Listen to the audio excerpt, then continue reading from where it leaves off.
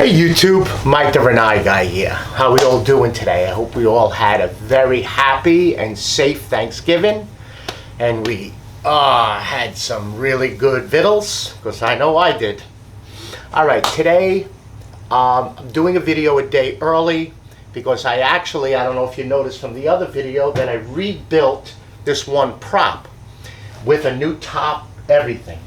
And what I did was I set it up so that I could have 24 inches for the regular RL and 27 inches for the Sensei models. And of course, when I have to make it up taller, and I'm making a second one tomorrow that will mate up against this so I can have two units going at one time.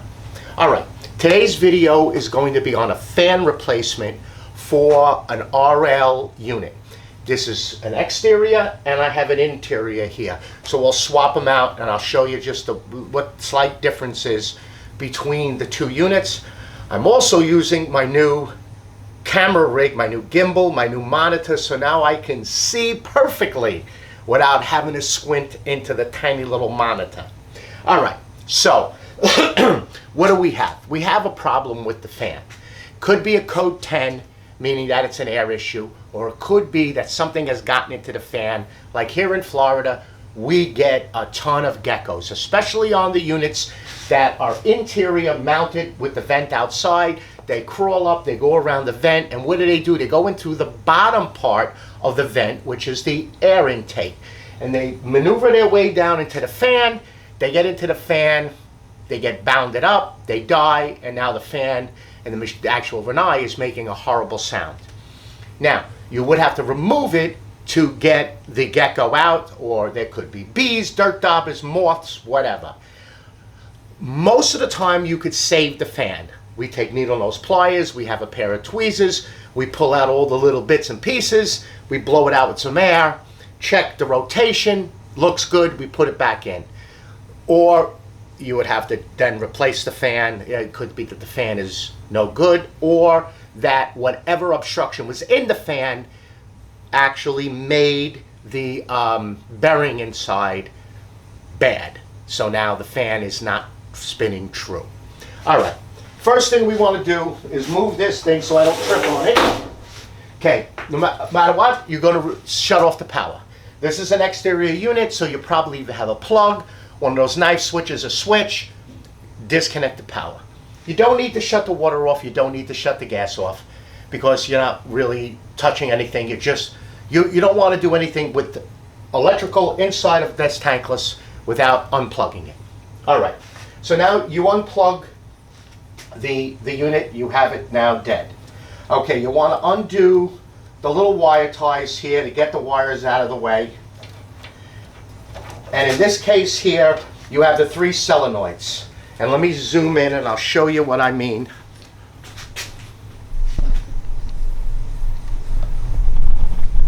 I think yes we can.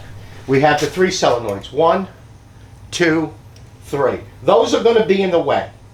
You can manipulate the fan out, but why take a chance? Maybe pinching a wire, breaking it, just disconnect it. Very easy. Right up here on the burner plate, you have RD, BL, and Y. Red, black, white. They pretty much fall into the same area, but you also now have the colors if you're going to put those wires back on. So take off the three solenoid pieces, and as you can see, they'll fall pretty much in the same location. So now we got that off. You want to take off this back red wire tie right here that's tying these wires. Then you want to go back, and let's see, we want to go back into here and unplug the fan. Now remember, this is on an RL model. On the older R models, the fan's going to have a little clip, a little black clip that you're going to actually unclip from and take these wires off. It's solid into the harness. All right, now let me grab my magic marker and show you a little trick here. All right, on the fan, just make a reference mark. A black line and a black line onto the housing. Now, if you remember, the wire is going to go towards the PC board. Let me just get this a little bit further down so you could see a little better. Here we go. All right. So there's a little reference mark. Now, there is one screw here by the wire harness. There's one screw here and one screw here. You're taking this whole fan assembly straight out. So let me grab my drill.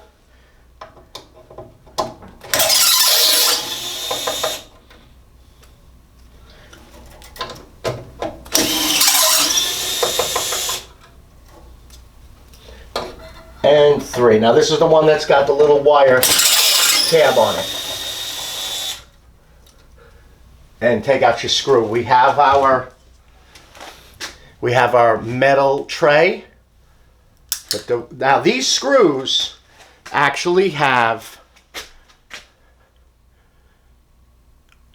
a lock washer. See it? It's got a lock washer on it. And they pretty much stay on. They really don't want to come off. All right, now the fan will come right out. So there's the fan. Let's get it. So, you see it's pretty dusty. That's your fan. Now, check for obstruction. Let's get this back because I'm fighting this autofocus and I'm fighting this where I am. So here we go. You want to check rotation. That's spinning really true. There's no well, there is some obstruction in here. I don't know if you could see that right there. See, there's an obstruction in there. Okay, you want to try to get that out. So now you either freed up or you now took a fan. Now, the model numbers for both fans will be put in the description below. So now, you did what you had to do. Put it back.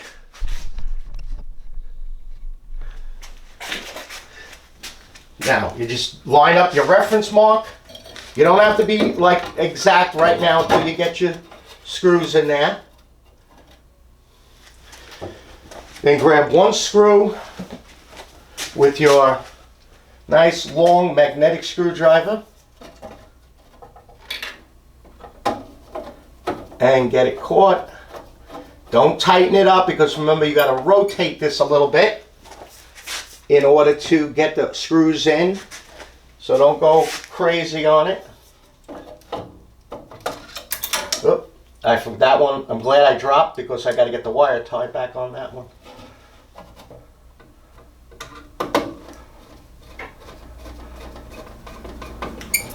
And let's find our wire tie. Where the hell did it go?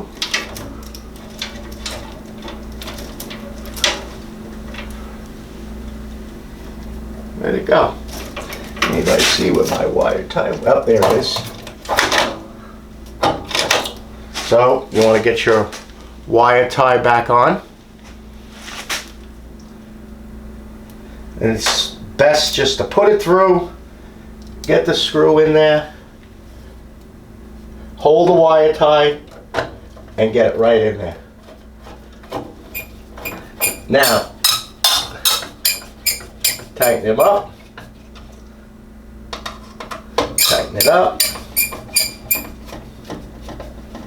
and last but not least,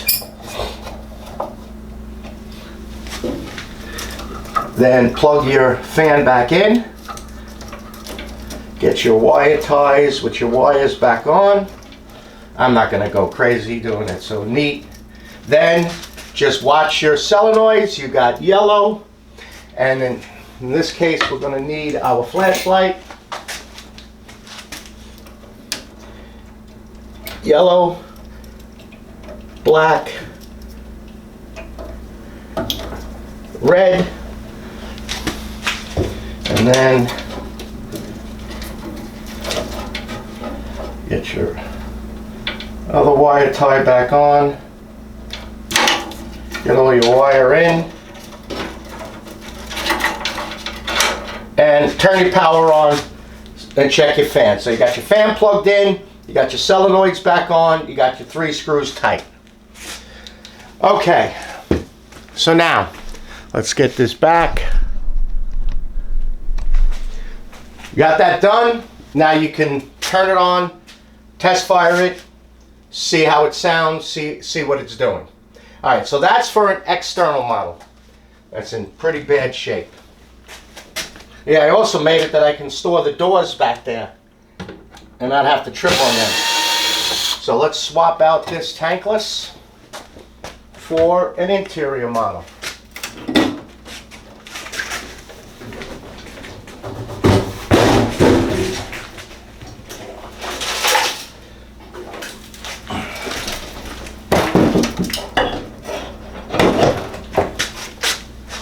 Does that look good? Yep, that looks good. And we've got a little screw on the bottom. The beauty is all these screws line up perfectly. There we go. So now, on your interior model. Again, these are all karaoke salvage unit, don't have the plug, but unplug the unit. Remember, an interior model has a plug. Exterior model is going to be wired differently. Unplug it, no power. Alright, first thing we want to do is we want to get rid of, get this out of here, the controller. So you got one screw up here, and that will then fall out of the way. You have wire tie here, and your other wire tie back here, which will now get your wires out of the way. Undo your solenoid, again, red, black, yellow. Okay, let's zoom in.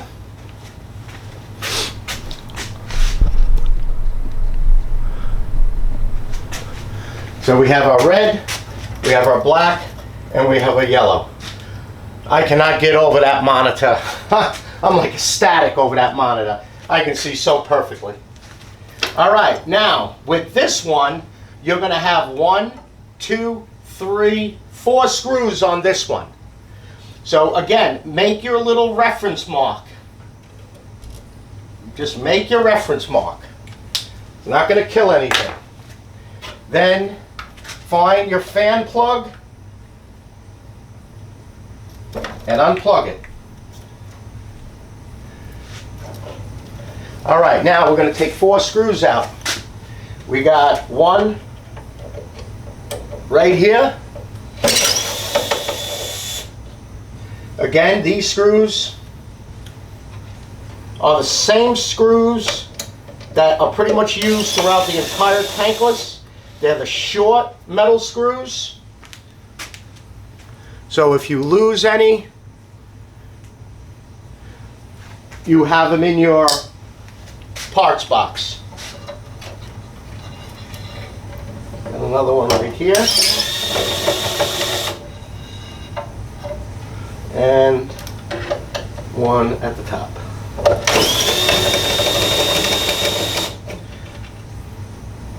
So the exterior has 4, the interior has, exterior has 3, the interior has 4. And I left the screw on that tab, on that wire. See this, you're gonna have to tilt down to get it out. And now this one you could see there's a lot of obstructions in it. See all those little rocks? That's gonna cause undue problems with this thing. And the best thing to do is to grab like a knife and just poke out the obstructions.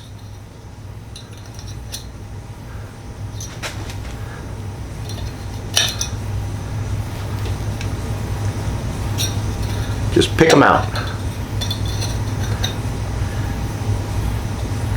It was like insulation. So now you got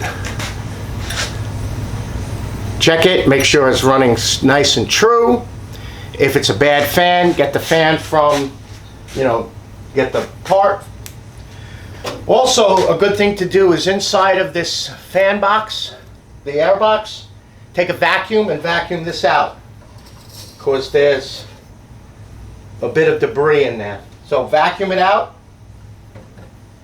then put your fan back in. Again, watch your wires. You don't want to pinch no wires. Angle it down and then in. So now we're in our reference point. We take our first screw and we drop our screwdriver.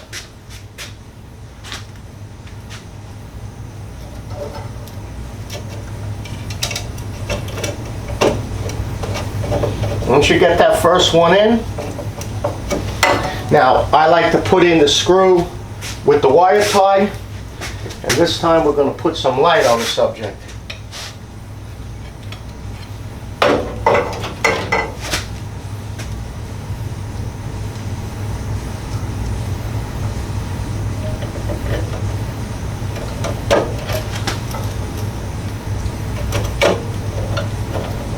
See, you can feel it drop right in. Then grab your other two screws. This one can be a little bit of a dickens getting the screws in, but these screwdrivers with the laser tip, they're really good.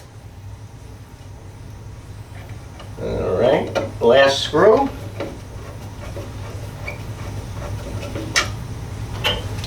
Don't need the light no more.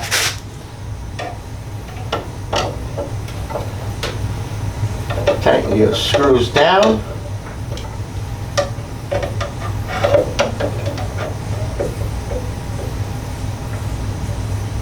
Okay, so now your 4 screws are tight.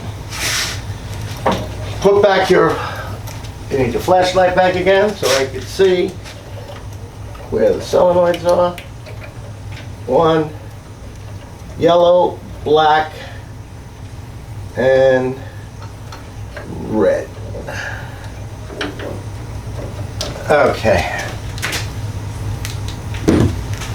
Then get your wire tie on. Back here. Watch you don't pinch the hose. There's that pressure hose that goes from the gas valve up to the burner. Okay, put this one back on. Get them all neatened up. Don't forget, plug your fan back in, because it ain't going to work. Plug your fan in. Get your wires tucked back. Get your controller screw. Put your controller back on. The bottom just kind of clicks in. There's like notches in there. And then there's 2 alignment holes, 2 pegs right here that the controller will actually fall in, and then put your screw in.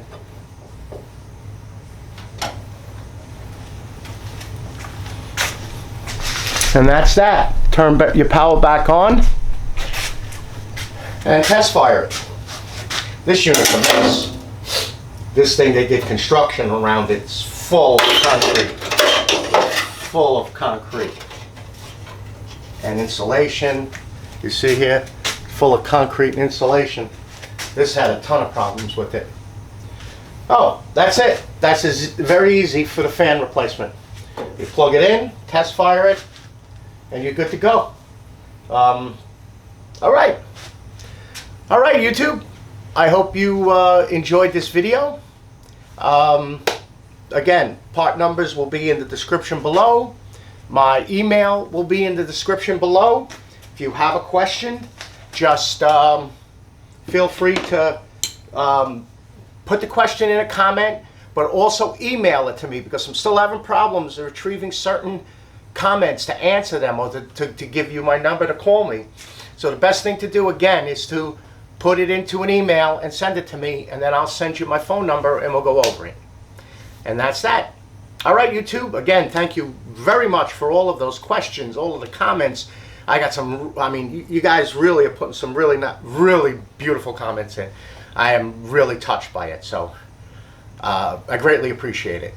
So just keep them coming, keep those questions coming, and we'll get these things repaired for you or installed. Alrighty? Okay, YouTube, you all have a safe and good weekend, and I will see you on the next video. Bye-bye now.